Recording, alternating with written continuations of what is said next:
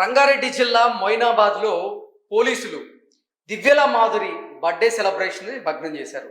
దానికి కారణం ఏంటంటే ఈ బర్త్డే సెలబ్రేషన్స్కి దివ్యల మాధురి, దువ్వాడ శ్రీనివాస్ వీరిద్దరూ అసలు పర్మిషన్ తీసుకోలేదని, పర్మిషన్ తీసుకోకుండానే ఈ బర్త్డే సెలబ్రేషన్స్ చేసుకుంటున్నారని, అందులో భాగంగా ఆ బర్త్డే సెలబ్రేషన్స్లో ఫారిన్ మద్యం బాటిళ్ళు అలాగే హుక్కా బాటిళ్ళు కూడా దొరికాయని, అందువల్ల పోలీసులు ఆ బర్త్డే పార్టీని భగ్నం చేసినట్లుగా కొన్ని వార్తలు వస్తూ ఉన్నాయి. ఇటీవల కాలంలో దువ్వాడ శ్రీనివాస్ వరుస వివాదాల్లో చిక్కుంటూ ఉన్నాడు, వివాదాలకు కేంద్ర బిందువుగా మారుతూ ఉన్నారు. దివ్యల మాధురి, దువ్వాడ శ్రీనివాస్ ఎపిసోడ్ గతంలో 2 తెలుగు రాష్ట్రాల్లో ఎంత సంచలనంగా మారిందో మనందరికీ తెలుసు.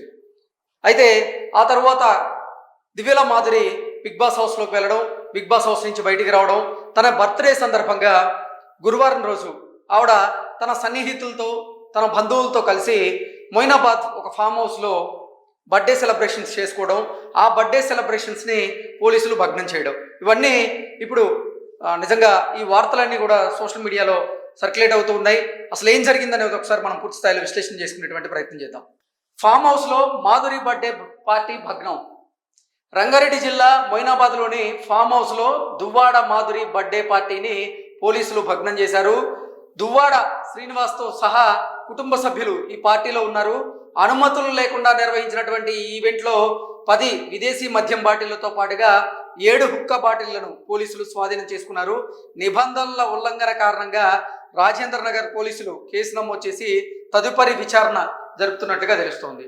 సో నిన్న గురువారం రోజు దివ్యల మాధురి తన బర్త్డే, అయితే దువ్వాడ శ్రీనివాస్ తన బర్త్డేని గ్రాండ్గా జరపాలనుకున్నారు. అందులో భాగంగానే రంగారెడ్డి జిల్లా మొయినాబాద్లో ఒక ఫామ్ హౌస్ను ఆయన బుక్ చేయడం జరిగింది. అక్కడ పార్టీ సెలబ్రేషన్ చేయాలని ప్రయత్నం చేశారు. అయితే ఆ పార్టీ సెలబ్రేషన్ చేయడానికి పోలీసుల దగ్గర నుంచి వారు ఎటువంటి అనుమతులు అయితే తీసుకోలేదు.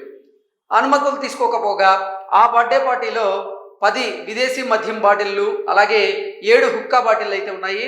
పోలీసులు ఆ బర్త్డే పార్టీని భగ్నం చేసి ఆ బాటిల్స్ని అయితే వాళ్ళు సీజ్ చేయడం జరిగింది. అలాగే రాజేంద్ర నగర్ పోలీసులు ఈ బర్త్డే పార్టీని భగ్నం చేయడంతో పాటుగా వారిద్దరి మీద కేసు నమోదు చేసినట్లుగా తెలుస్తోంది. తదుపరి విచారణ జరుపుతున్నట్లుగా తెలుస్తోంది. వారిద్దరి మీద కనుక కేసు నమోదైతే దివ్యల మాధురి, దువ్వాడ శ్రీనివాస్ వీరిద్దరూ అరెస్ట్ అయ్యేటువంటి అవకాశం ఉంది. ఎందుకంటే నిబంధనలను ఉల్లంఘించి వీరు బర్త్డే సెలబ్రేషన్స్ చేసుకుంటున్నారు, అసలు పర్మిషనే తీసుకోలేదు, సన్నిహితులతో కలిసి ఆ బర్త్డే సెలబ్రేట్ చేసుకుంటూ ఉన్నారు.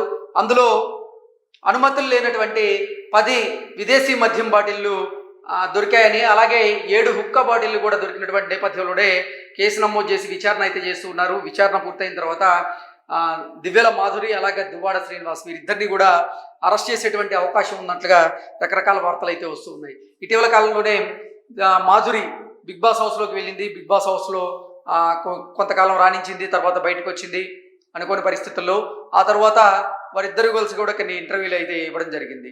అయితే వారిద్దరి రిలేషన్ గురించి గతంలో రకరకాల వార్తలు వస్తున్నటువంటి నేపథ్యంలో వాటిని వారు బాహాటంగానే వారి మధ్య ఉన్నటువంటి రిలేషన్ గురించి చెప్పడం జరిగింది. సో అసలు గతంలో దువ్వాడ శ్రీనివాస్ బర్త్డేని కూడా దివ్యల మాధురి చాలా గ్రాండ్గా నిర్వహించింది.